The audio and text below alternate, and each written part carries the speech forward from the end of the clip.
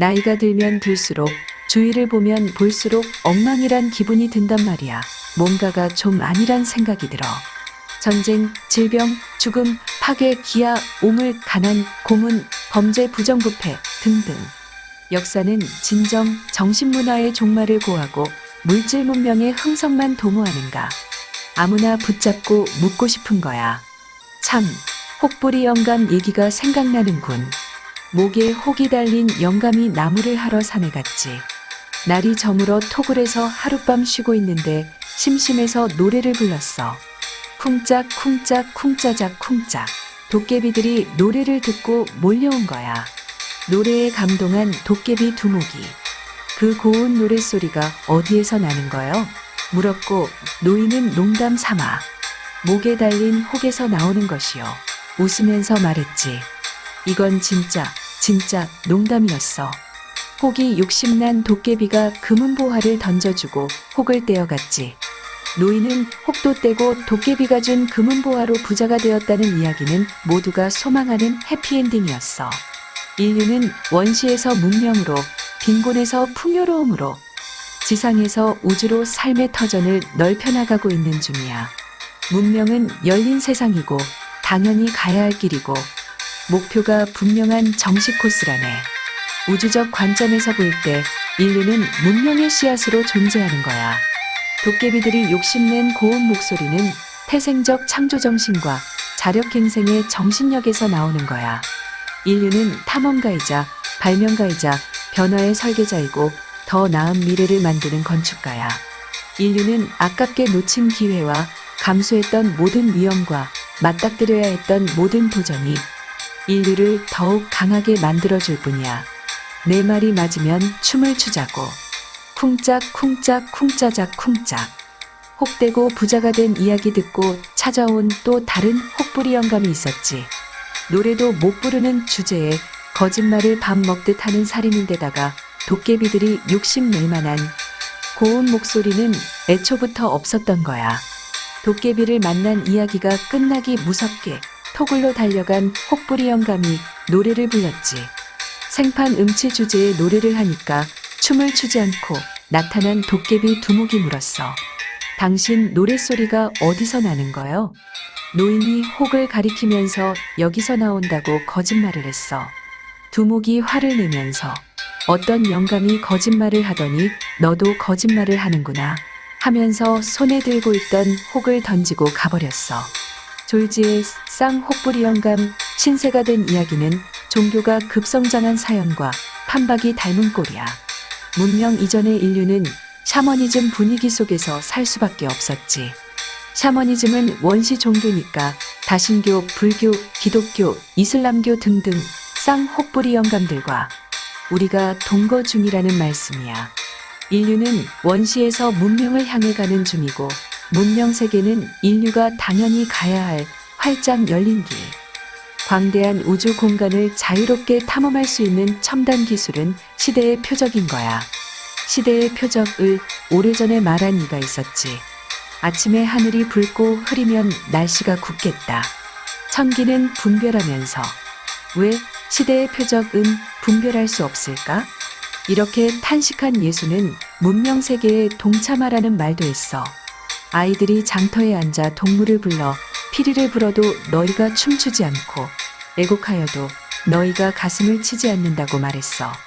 예수는 12살 무렵 예루살렘에 가서 선생들 중에 앉아 열심히 들으면서 묻기도 하니까 듣는 자들이 아이의 지혜에 놀랐으며 예수가 자라면서 지혜가 더해져서 산상수훈으로 천국의 비밀, 문명 세계를 말할 수 있는 경지에 올랐던 거야. 예수가 말한 천국은 문명 세계의 비유적 표현이었어. 자연을 관찰하면서 통찰력을 키운 예수는 겨자씨 속에도 생존에 필요한 모든 정보가 숨겨져 있다는 사실도 알아냈을 뿐만 아니라 문명 세계에 대해서 말할 수 있는 선각자가 된 거야. 천국은 좋은 씨를 제밭에 뿌린 사람과 같다. 천국은 여자가 가루 서말 속에 갖다 넣어 전부 부풀게 한 누룩과 같다. 천국은 밭에 감춰진 보화와 같다. 천국은 좋은 진주를 구하는 장사와 같다. 천국은 바다에 치고 각종 물고기를 모는 그물과 같다. 천국은 자기 아들 혼인 잔치를 베푼 어떤 임금과 같다. 천국은 등을 들고 신랑을 맞으러 나간 열 처녀와 같다. 천국은 어떤 사람이 타국에 가면서 종들을 불러 자기 소유를 맡김과 같다. 천국 비유 중에서 씨 뿌리는 농부는 단연 압권이었어. 길가에 떨어진 씨앗은 새들이 와서 먹어버리고, 돌밭에 떨어진 씨앗은 뿌리가 없어 말라버리고, 가시떨기 위에 떨어지면 가시가 자라서 기운을 막아버리고, 좋은 땅에 떨어진 씨앗은 많은 결실을 맺는다. 성장할 때 환경이 좋아야 한다는 이야기였어. 대자연이야말로 생명의 인큐베이터가 아닌가. 거기에다가 겨자씨 속에도 생존에 필요한 모든 정보와 설계도가 들어있으니 이 세상이야말로 낙원인 셈이지. 이 세상은 정직하고 단순해. 우주의 신비도 베일에 가려졌을 뿐이야. 베일을 벗기고 예리한 관찰과 분석을 통해서 문제점을 찾아내면 정직하고 단순한 그 무언이 있을 뿐이야. 그런데도 종교는 과거에서 미래를 가져오려고 해. 그것이 종교가 존재하는 이유이기도 하지만 우주만상은 무엇을 위해서 존재하는 게 아니거든 스스로 존재하는 거야. 밖에서 안으로 들어가는 건 물질이고 생명은 사냐에서 피어나는 군형과 같은 거야. 예수가 문명에 대해서 말할 때 바리새파 랍비들은 많은 자선이 평화를 가져온다. 가난한 자들에게 복이 있다. 부자는 하늘나라에 들어갈 수 없다.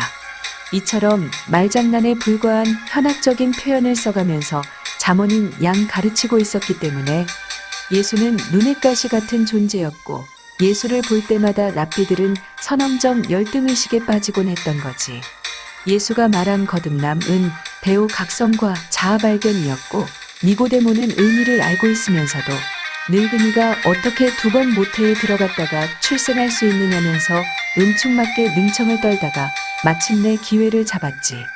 무심코 이단자들의 비밀 아지트 다락방에 갔다가 감람산에 숨은 예수를 원로사제 안나스가 희생시켜서 경각심을 높이려고 대제사장 가야바에게 보냈는데 가야바가 죄를 주지 않으니까 고발의 무리가 예수를 앞세우고 총독에게 갔다가 거절당하고 안티바에게서도 죄를 찾지 못하니까 다시 총독에게로 뺑뺑이를 돌리고 있었지.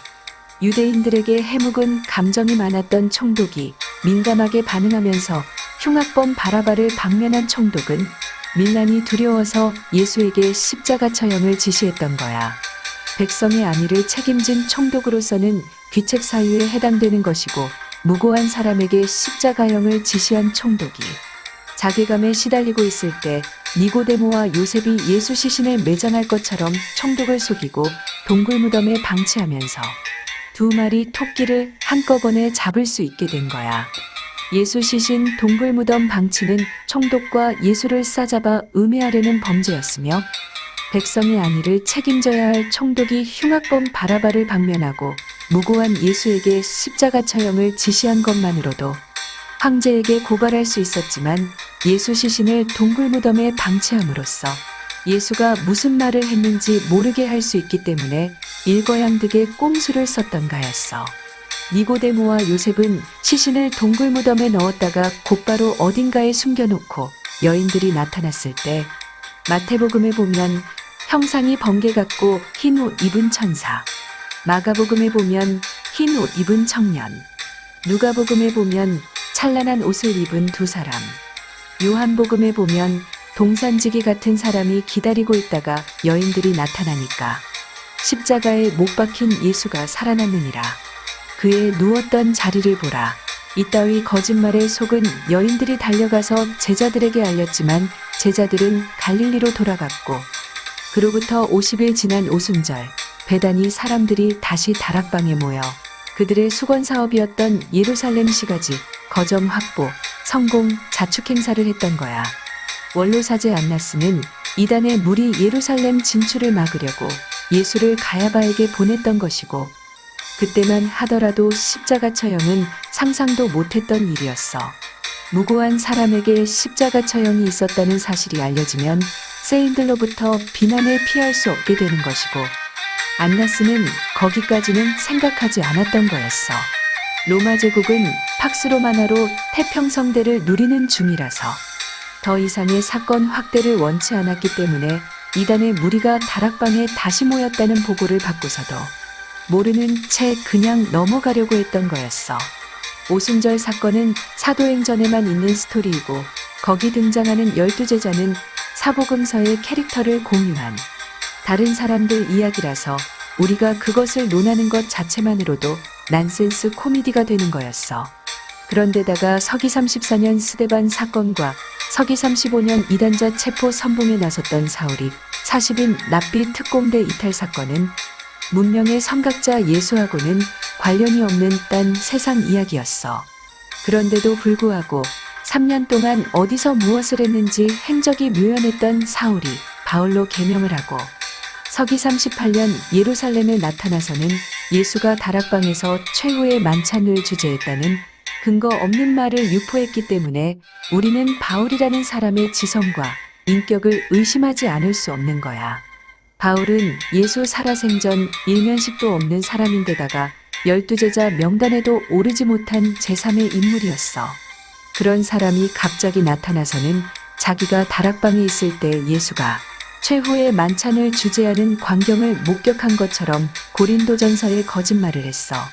주 예수께서 잡히시던 밤에 떡을 가지사 축사하시고 이르시되 이것은 너희를 위하는 내 몸이니 이것을 행하여 나를 기념하라 하시고 식후에 또한 그와 같이 잔을 가지시고 이르시되 이 잔은 내 피로 세운 새 언약이니 이것을 행하여 마실 때마다 나를 기념하라 하셨으니 너희가 이 떡을 먹으며 이 잔을 마실 때마다 주의 죽으심을 그가 오실 때까지 전하는 것이니라.